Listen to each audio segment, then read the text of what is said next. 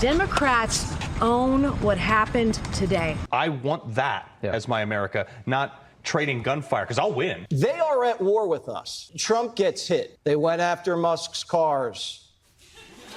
The radicals on the left are the problem. You caused it.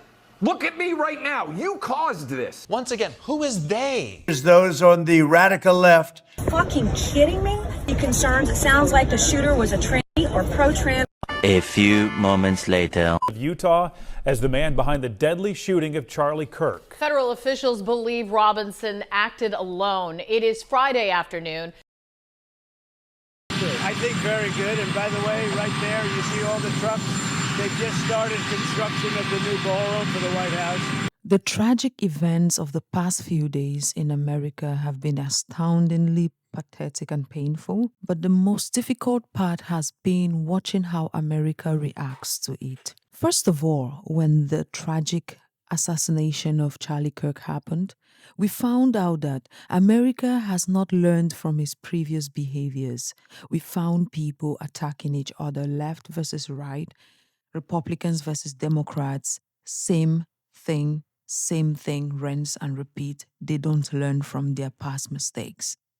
Believe me when I tell you this, before all of these attacks and counterattacks happening, the FBI who were investigating the case have not yet pointed out a finger at who is responsible for it. But just leave it to the Republicans and Democrats to fight each other when they don't need to. Let's take, for example, many of us would have imagined that the people fighting and pushing this terrible rhetoric will be normal people on, let's say, Twitter, X. Yeah, we would imagine those will be the people. It will not be lawmakers, right? No. Let me tell you, the people pushing this narrative are actually people who matter. For example, let's take Nancy Mace, a Republican who has found nothing wrong with the way she speaks during times like this. They have picked this up as a war that they can push out there, and let's see how they fight this war. I'm going to say this. Democrats own what happened today. Then by that logic, do Republicans own the shooting of the two Democratic lawmakers in Minnesota? Isn't this on both sides? Are you kidding me? But is there a problem with political violence across the spectrum? Yeah, we're talking about Charlie Kirk right now. Well, after Nancy Mace said all of that, she had more to say. Believe me, she is really on a fight. She has to win this war, right? Yeah. Shit ends. Like, enough is enough. And now I have to deal with real safety concerns. It sounds like the shooter was a tranny or pro-trans. And just because I want to protect women, that I'm worried about getting murdered? Are you fucking kidding me? It's out of control, and enough is enough. And I'm going to double down on this. I'm going to be more vigilant than ever. I'm going to be louder than I've ever been until this shit stops. It's got to stop. A few moments later. Well, damn, you might think that Nancy Mace is just a crazy Lulu who is out here pushing and spewing all of this hatred. Well, let's ask all of the other Republicans what they think about this. They are at war with us. Whether we want to accept it or not, they are at war with us. Trump gets hit in the ear. Charlie gets shot dead. They came after Kavanaugh with a rifle to his neighborhood.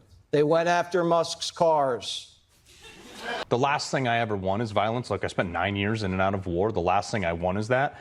But if these people keep pushing, they're going to radicalize a huge portion of America that they don't want. I want us to be able to debate like Charlie Kirk always did on every campus, gave the airtime to opposing views.